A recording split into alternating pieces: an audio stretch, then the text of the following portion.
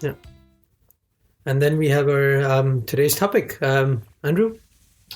Yeah. I wanted to talk about militant personalities, but I also see that we are running 35 minutes into a podcast, so I'm not going to actually read what I wrote, but I will run us down on militant personalities. And I'll try to stay true to what I've learned about it. And the reason I want to talk about militant personalities personally is, on the one hand, I'm a philosopher. I studied identity and culture, and part of that is also studying, the question of personality. But also another part of it is coming across this word militant, and coming across it from my perspective as an American from Virginia, where we see that militant has a lot of connotations. So when I first heard the word militant personality, I was immediately skeptical of it, and I just want to share why I've changed my skeptical view on military personality. First, I should break down, the two parts of militant and personality. I'll start with personality. We all know personalities. We have sunny personalities, sunny dispositions, people who are happy all the time, who's, as a friend of mine described it, sun shines out of his ass. We have... That's what the Smiths refer to in their song. Yeah? Yeah. Okay, so that's where you got... Yeah, that's where you get the ideas from Horsey, yeah. There are other personalities, such as a bubbly personality, someone who's always smiling, who's always excited, and you see this person, you're excited, and you don't know why. And then there's there's a solemn personality too, and I see this as also a positive personality, like sunny and bubbly. A solemn personality is one, a person who's maybe quiet, but also thinks a lot, doesn't say much, but when they say something, it's very heavy, it's very important, genuine, very legit. And these are, examples of positive personalities. And then we have, negative personalities as well. And these personalities are things like, being melancholy. This is the word that Freud used for depression. I'm trying to reuse the word melancholy because I associate depression actually with a clinical condition. And melancholy is, people who are sad all the time, who can't see the silver lining even in a bar of chocolate. There are personalities such as, pessimists, and, we all have this idea of mind of a pessimist as a person who sees the glass as half full. I view pessimists even worse. It's like a person who's sees the glass and expects it to explode all the time. And then we have aggressive personalities, people like Trump. And we have these two sides, the positive and the negative. And when we think about it, actually, the negative personalities, they're not, they're extremes, actually. And so they actually might have parts of them that are good, but they're just taken to extreme. For instance, a melancholy person is a person who's sad all the time. Well, being sad is not necessarily a bad thing.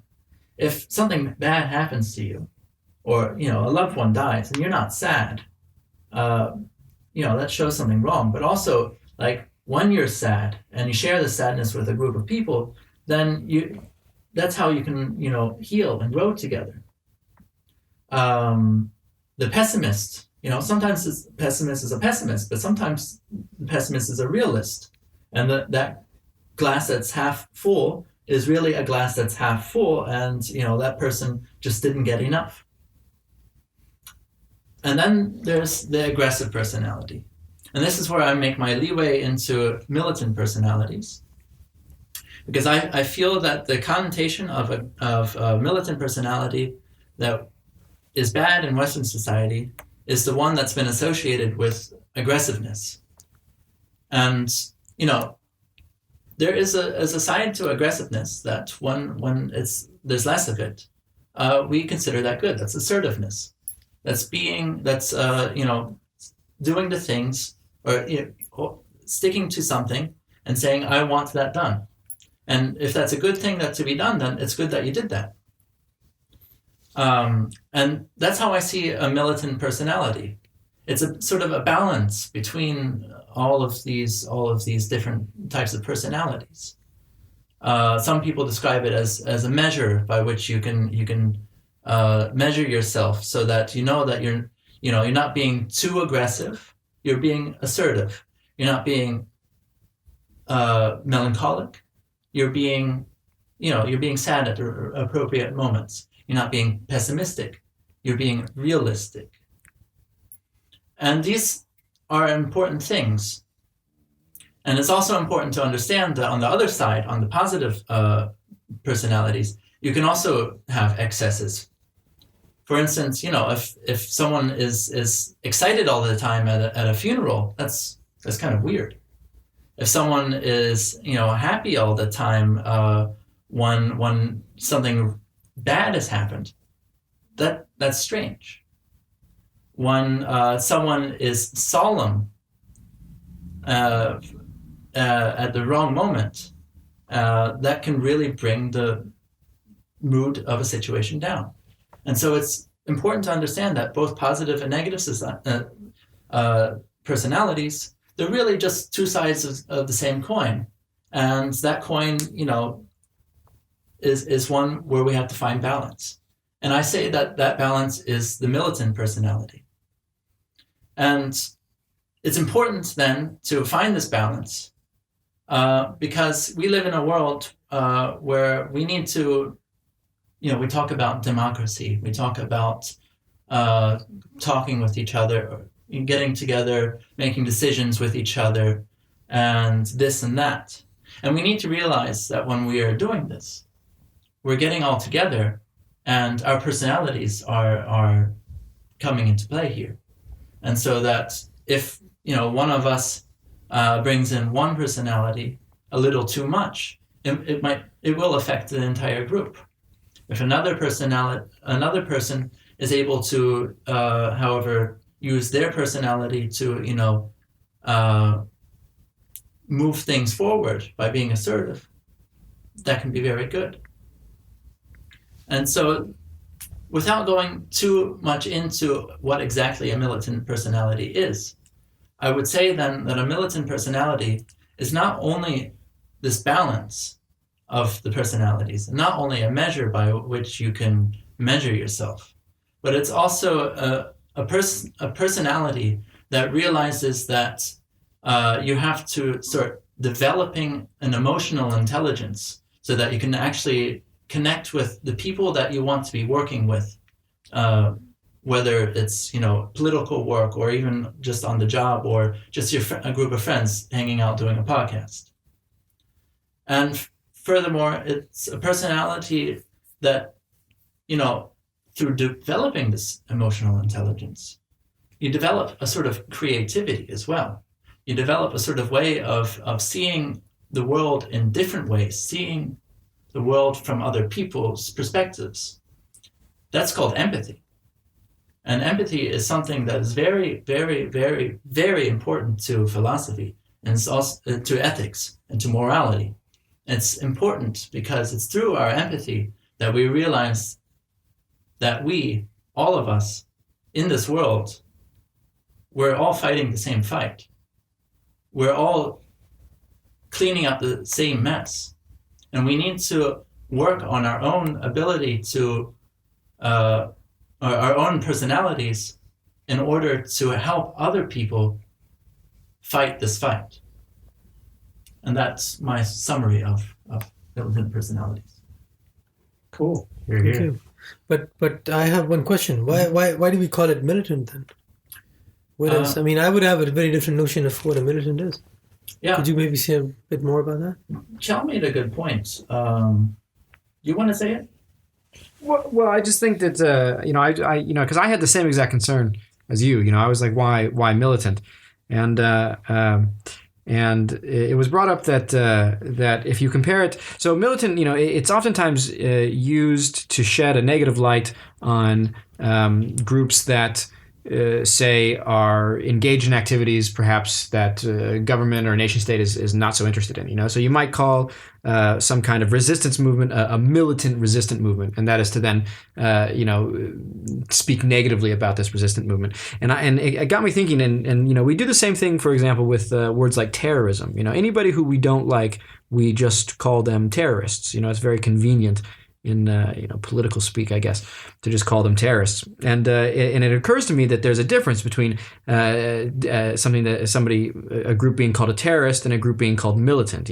I think that calling somebody a terrorist is the word terrorism is unambiguously negative, whereas the word militant has some potentially positive characteristics. And really, in my mind, the reason why we associate militant with something immediately negative is because we have this idea that any political movement has to be peaceful and nonviolent in order for it to be legitimate at all.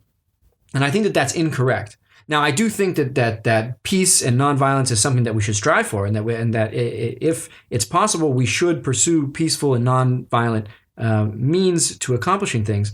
But I also recognize that in many cases, taking a more violent stance can potentially even be necessary, especially in cases when you are being threatened, when your very life, when your very existence is imminently threatened.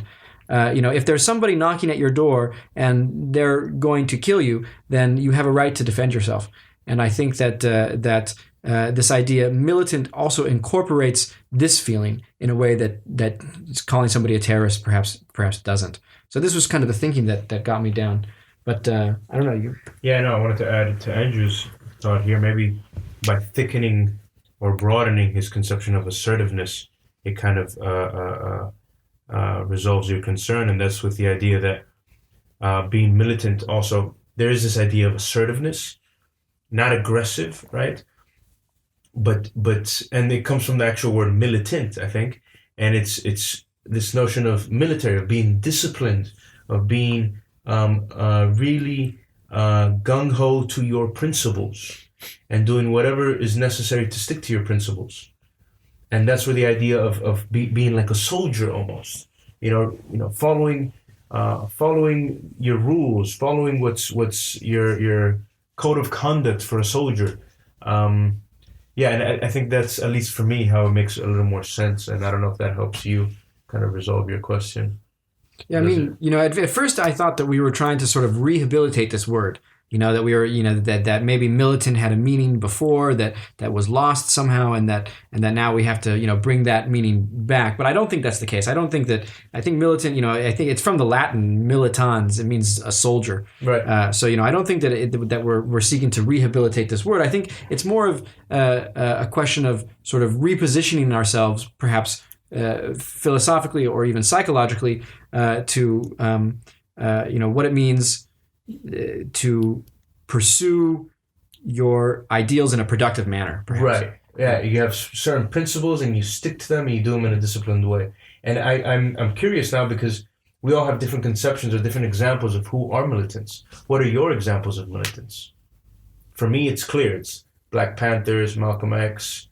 Who else? Any other ideas for you guys? Democratic forces in Syria. Democratic forces in Syria. I don't know. I would associate militants always with violence, and violence on the other side of what's right. Yeah. So What are examples for you? Taliban. Oh yeah, those are militants? Yeah. You wouldn't associate them with terrorists? But they're militant terrorists, Or are there non-militant terrorists? There could be non-militant terrorists. For example? I don't know, people who could terrorize the life out of you without being violent, by calling you bad names. I don't know. Just cuddling to death. Yeah. I think Or the recent clown scare in the US, there's this clown that just freaks out people. I mean, that is... Right-wing American terrorists, the bombings, who was Right, but I wouldn't consider those guys militants. Yeah, they're not militant. They're And I wouldn't- terrorists. because they're not disciplined. So Yeah. to me, militancy has an idea with. That stands clarified, I- but I you asked disagree. me for examples of what I would consider militant. And you So said yeah, Taliban. yeah. And I would say, we can go between what Chell was saying. We're not trying to wrestle a word's new meanings. Wrestle it back from The grave. The grave. We're not also trying to really reinvent. We're taking this word and questioning. Why is it necessarily so bad when we see all the things associated with it? Discipline, camaraderie, assertiveness to get the things that you need to get done. Right. Why we then see that as wrong? Because we can't have to realize all over the world where people have fought for freedom, it has been militant people. And we shouldn't be associating these militant people, with the Taliban. We can, through this definition that we all know, we can do that. But that shouldn't be the first thing that jumps to our minds. Why is it that is the first thing that jumps to our minds? Yeah, but that is because that is how it's been used in ordinary language, I would say. And that's a constant repetition of what militant stands for. But if we, because I think I would disagree with you in terms of saying what you are, that, we're not trying to reinvent words and we're not trying to rescue words. But I think that's precisely what you're suggesting, that we need to go back or not just go back, but try to see militant in a very different perspective in terms of being disciplined, in terms of being organized, in terms of being, a go-getter. I think Chell is on to the point that militant has very clear indications. It's a word. It comes from it has a Latin origin, which means soldier, like Chell said. And a militant person is not necessarily laden with values. The value system is something different than what being militant is. You can be militant about being a Nazi. You can be a militant Nazi. You can be a militant Taliban. You can be a militant IRA fighter. You can be a militant ETA fighter. You can be a militant capitalist, you can be a militant worker, you can be a militant teacher, you can be a militant anything. What matters is the value system that one endorses and on which one acts in a very militant way. Mm-hmm. And in order to tie it to our previous discussion, I think all of you made really great points, especially about how central a role what we mean by global capitalism plays in the crisis that the world finds itself today in. And if we think that this is wrong, if we think that there is something fundamentally wrong in this world, and if we diagnose it with global capitalism, then all the values that global capitalism imposes on us cannot be part of the militant personality that we would like to achieve. Then the militant personality that we associate with ourselves, or we would like to associate with ourselves, or the militant personality that we would like to be, is going to have a completely different value system. And that has to do with the marriage between capitalism and democracy. What is democracy? Democracy is the rule of the people. What is capitalism? Capitalism is the rule of the market. However you define it, global capitalist democracies or democratic capitalism, it interacts with each other one way or another, and that interaction is not going to be not shaped by capitalism. The democracy that is going to be the end product is going to be the result of capitalism. So the rule of law, the rule of people is going to be mediated by the laws of market that capitalism imposes on democracy. And we as subjects in this system are going to be superimposed certain values, which we will even willingly adopt, and we will see those as as freedoms, which we can safely describe as false freedoms if we are if we have a beef with this system, if we think that what is unfolding before us, what has been unfolding throughout the violent and bloody history of global capitalism through centuries, then we need to have a stand against it, and that stand has to make a clear-cut distinction between the value system that we are taught, that we acquire, and that we endorse. And we need to be able to define these values in a very clear way. And without determining what the values that the militant personality we would like to be, we cannot be consistent with our analysis of global capitalism. First, we need to create a value system that will get us there, that will help us fight the fight. I agree. You're here. You're here. You're here.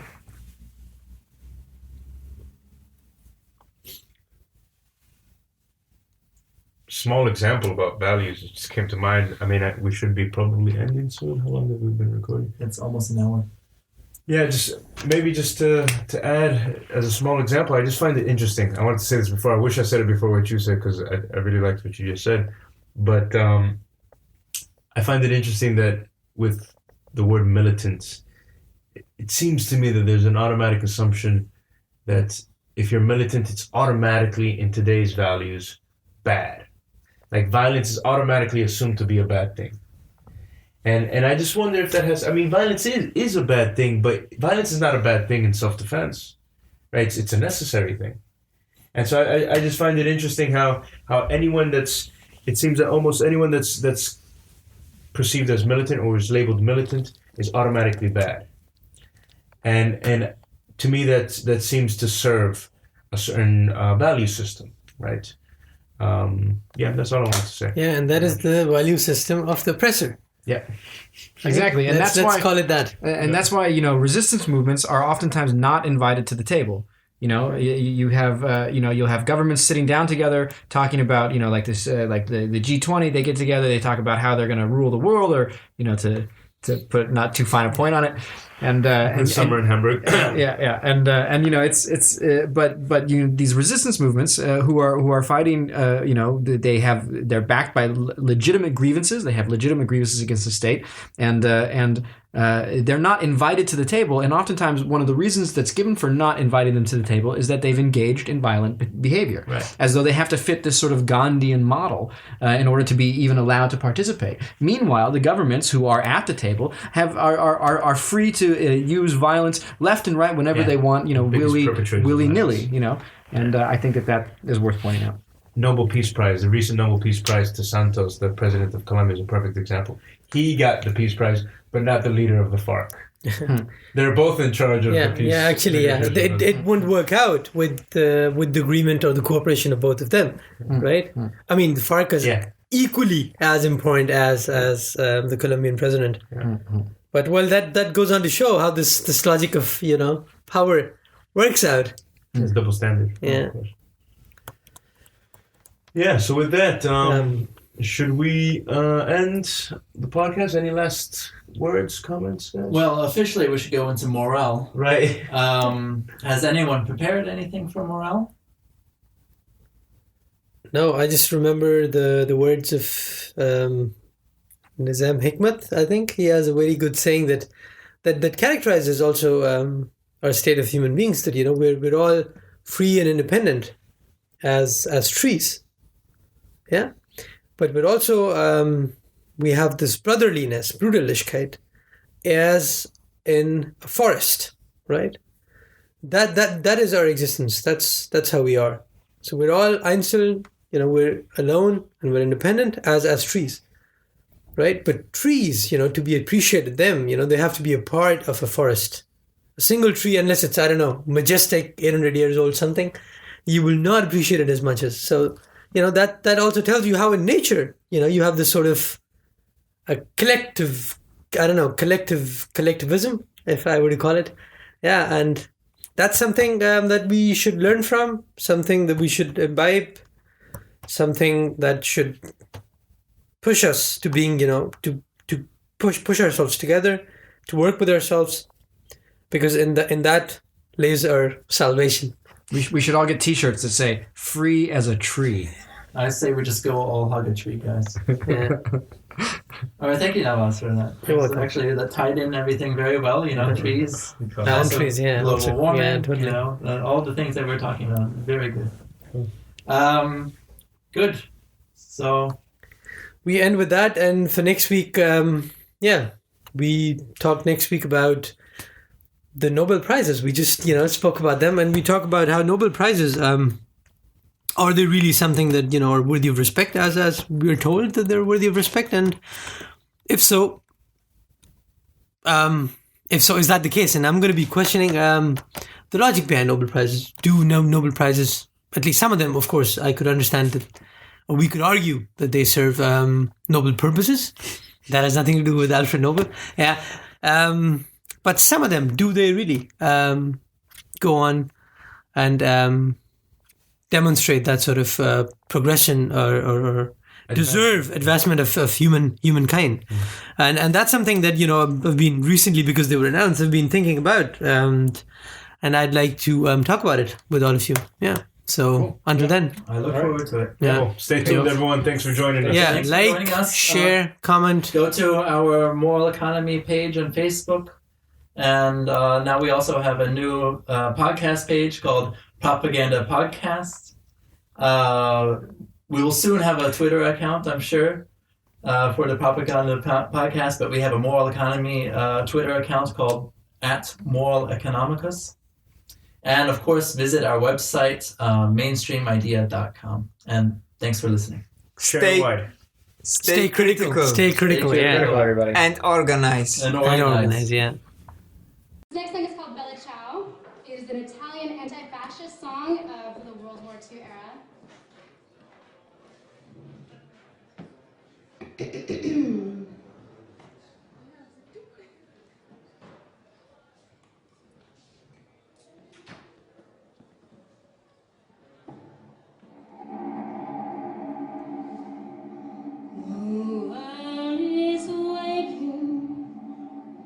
Outside my window, better ciao, better ciao, better ciao, ciao, ciao, drives my senses into the sunlight, for there are things that I must do.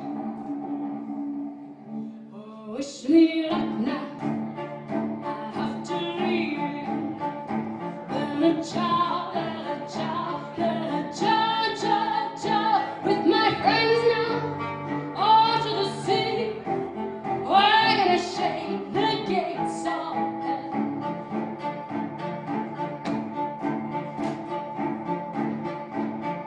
Better ciao, better ciao, better ciao, ciao, ciao.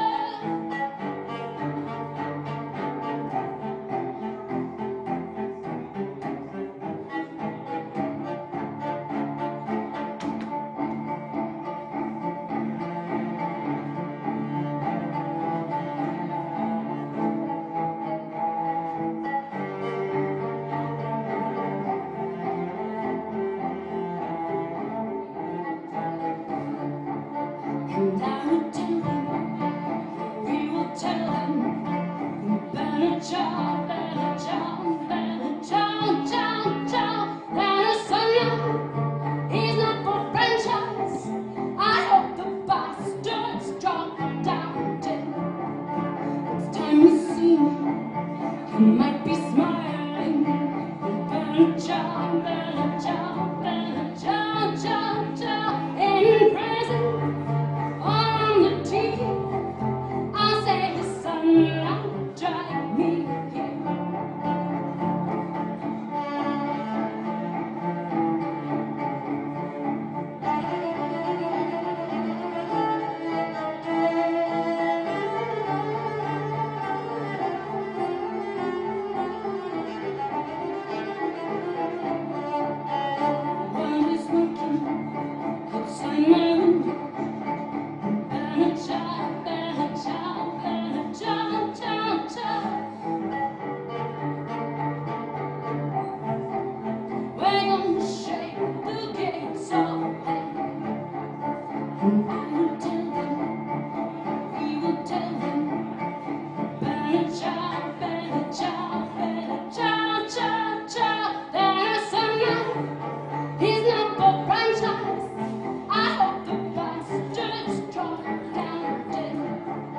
tasty.